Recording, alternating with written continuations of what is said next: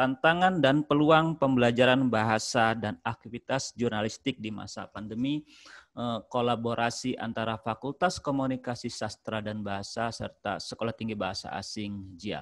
Oke, tadi kita sudah mendengarkan banyak pemaparan tentang COVID-19 itu seperti apa dan bagaimana menyerang. Kalau kata Pak Onen tadi itu bagian kita sedang perang senjata.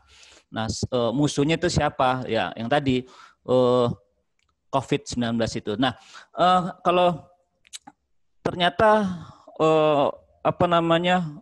COVID ini juga tuh menyerang juga terhadap industri media gitu ya. Industri media yang kita rasakan saat ini banyak sekali, mungkin teman-teman Bapak Ibu semua sudah mendengar ya. Industri yang terdampak COVID-19 itu seperti apa. Dan ini juga akan mempengaruhi kinerja jurnalistik. Nah, kalau kata Pak Heri tadi, kita terpaksa, siapa yang mau dengan kondisi seperti ini gitu. Ya, jurnalistik juga mengalami hal yang sama. Kita juga mengalami secara tatap muka gitu misalkan. Nah, kalau tadi kita terpaksa tidak belajar tatap muka tapi kena jarak jauh ya. Semuanya ini perang dan terpaksa kita perang gitu. Istilahnya seperti itu. Oke. Nah, beberapa industri yang terdampak ya mungkin seperti hotel dan pariwisata, banyak tempat yang sudah ditutup, UMKM, restoran ya mungkin Bapak Ibu semua sudah tahulah seperti itu. Dan yang paling terasa sekali itu di industri media juga sangat terasa, dan dari beberapa industri media yang paling sangat terdampak itu ya industri media cetak. Nah, ini sangat terasa sekali. Nah, kenapa? Nah, ini saya menggunakan istilah bahasa menyerang tadi. Jadi dari bahasa Pak Onin tadi saya jadi tertarik menggunakan bahasa menyerang.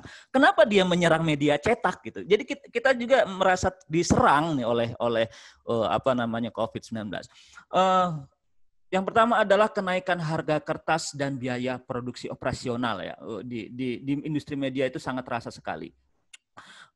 Bagaimana nilai rupiah kemarin sempat anjlok, nah itu mempengaruhi juga biaya harga kertas yang menggunakan dolar. Langganan koran di stop. Nah, ini sempat kemarin luar biasa terasanya karena apa?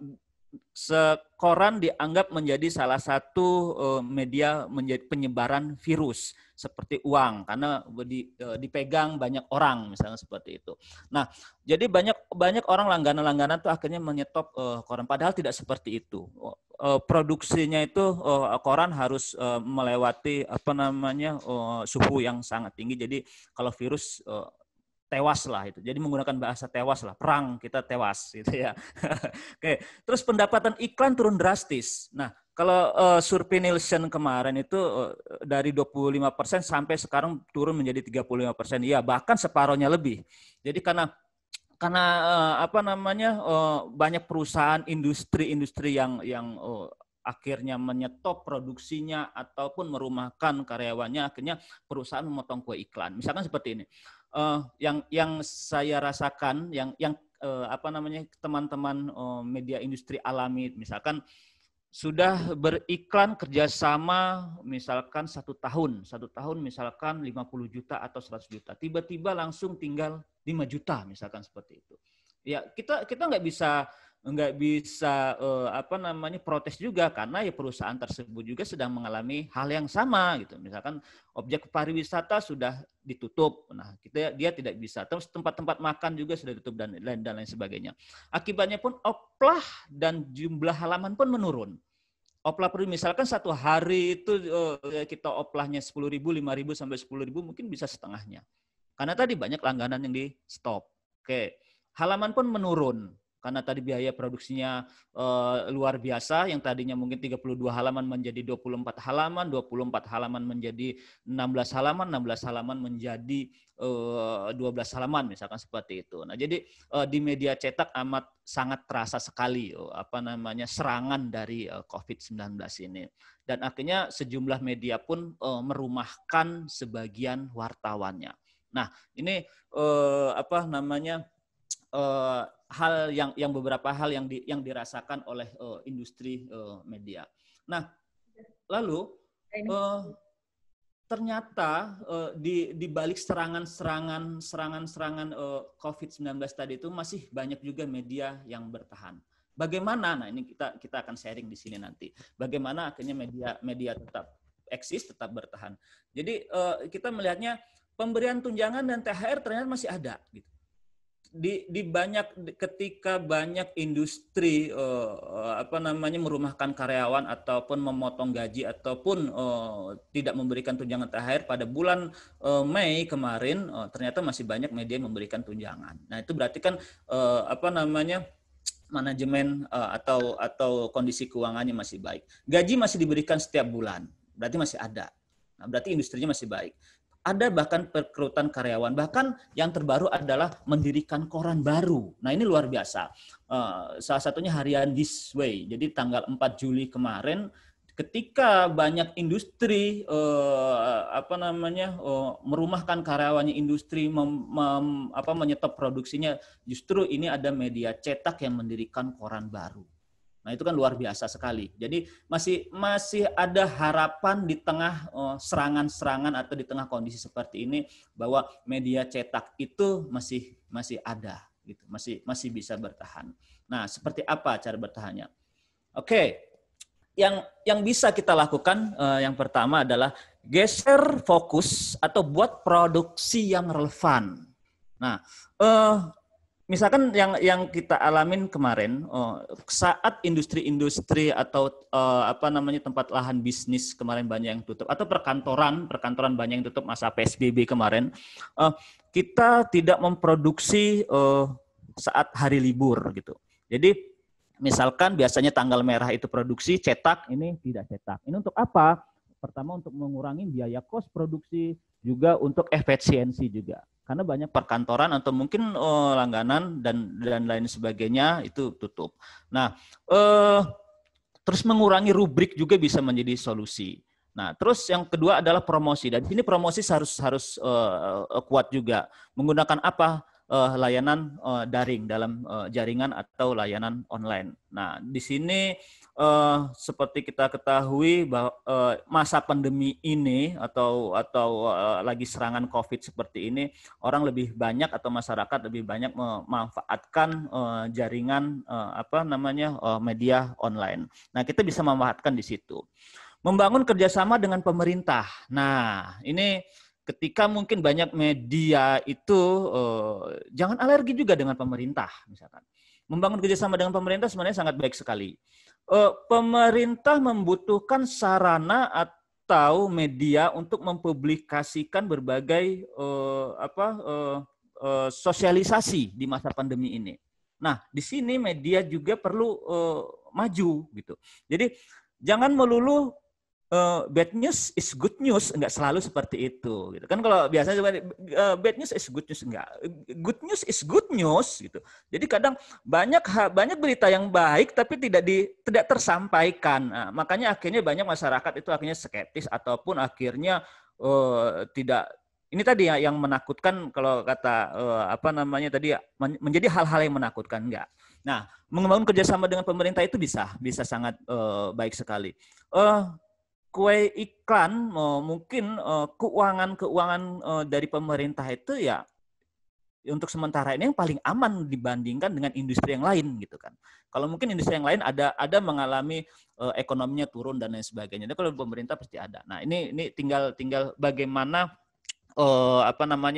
membangun kerjasama antara media dengan pemerintah tersebut, lembaga pemerintahan. Nah, ini bisa dilakukan. Kualitas produk. Nah, ini kualitas produk itu seperti apa ya? Ya banyak.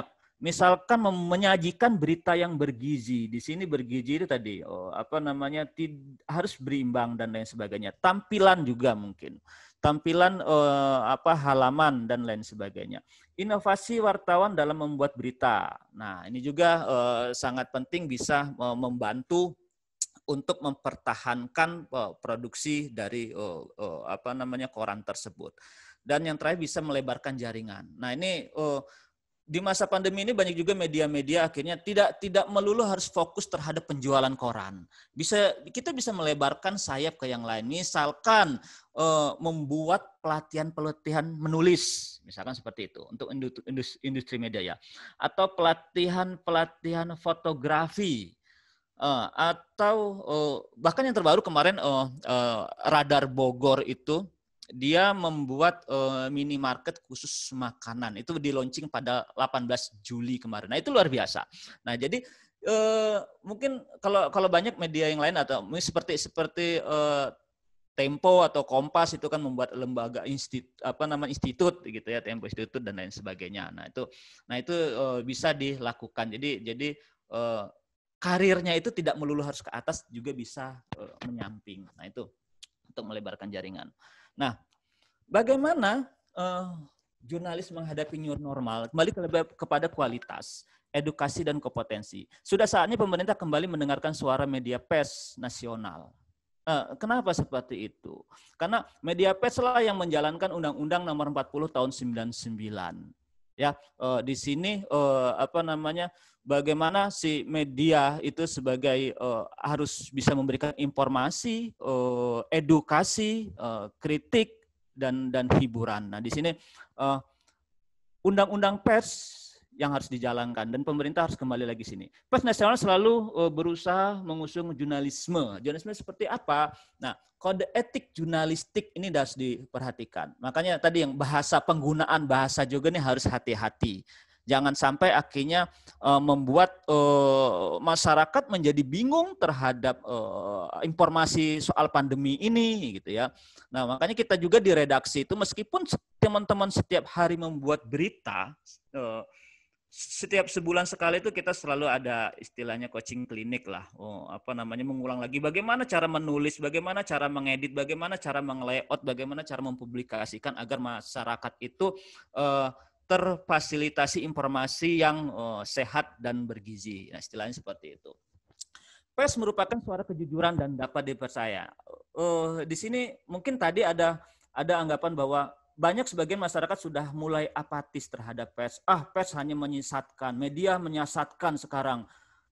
Apalagi di masa COVID seperti ini, akhirnya menakutkan. Sebenarnya COVID nggak apa-apa, cuman karena ada media saja jadi menakutkan. Nah, mungkin teman-teman Bapak Ibu sering mendengar bahasa itu di lapangan atau keseharian. Nah, kembali lagi, bagaimana cara media tersebut memproduksi berita gitu loh. Apakah etika jurnalistik, kode etik jurnalistik sudah dipatuhi gitu ya?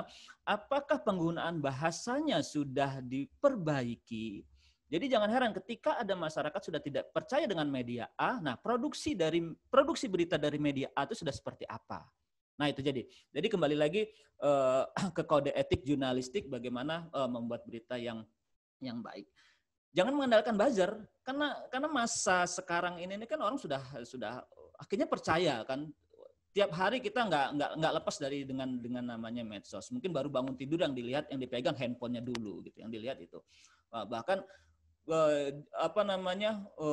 buzzer media online ya itu tadi biasanya lebih memilih sikap asal Bapak senang ya, karena ada yang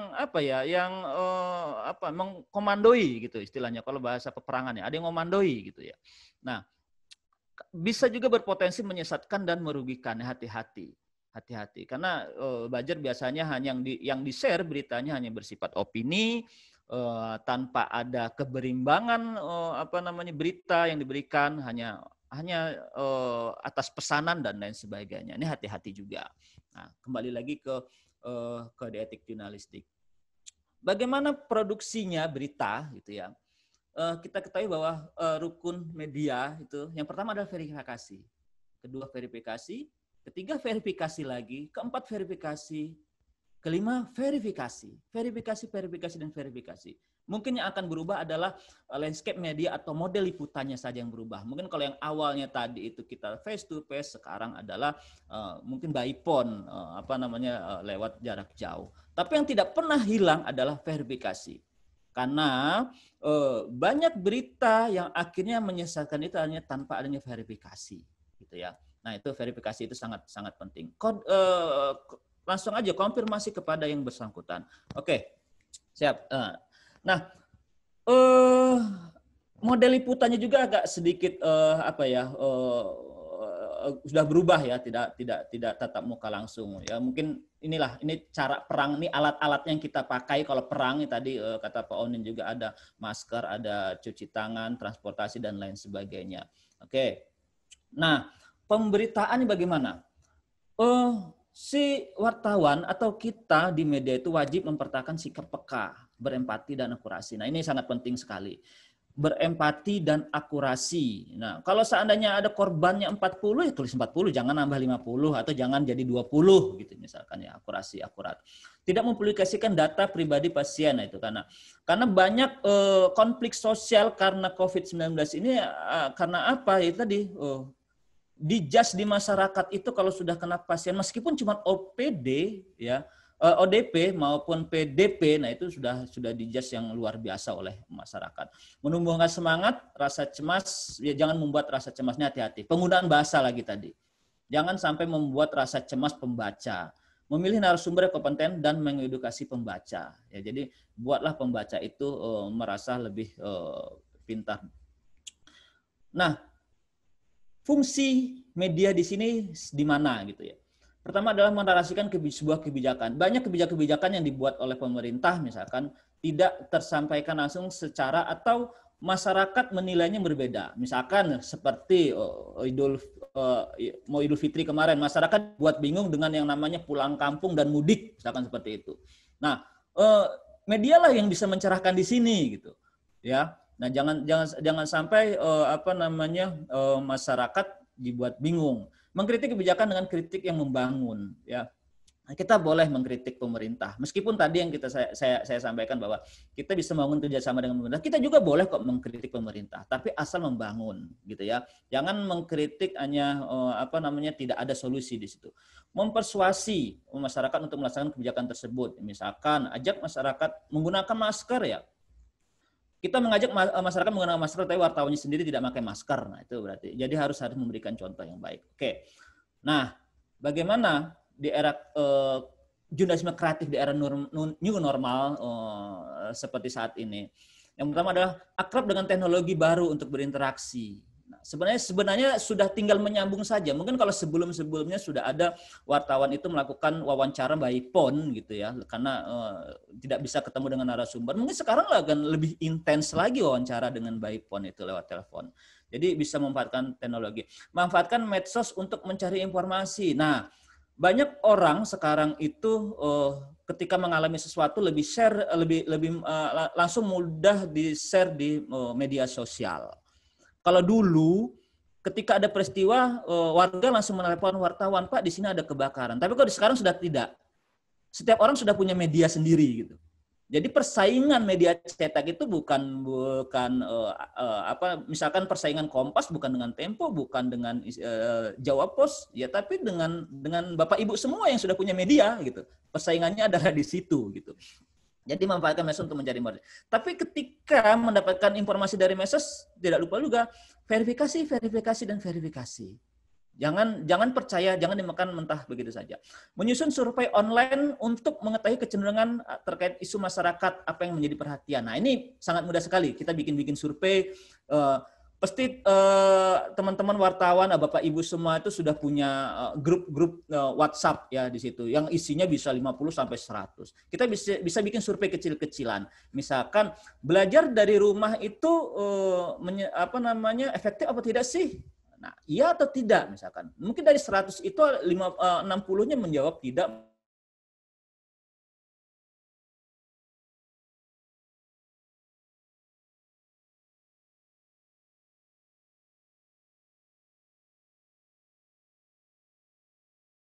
Iya, maaf ini kayaknya jaringannya tadi sudah materi terakhir sih gitu. Jadi mohon maaf Bapak Ibu semua tadi jaringannya. Ya itu tadi kendala-kendalanya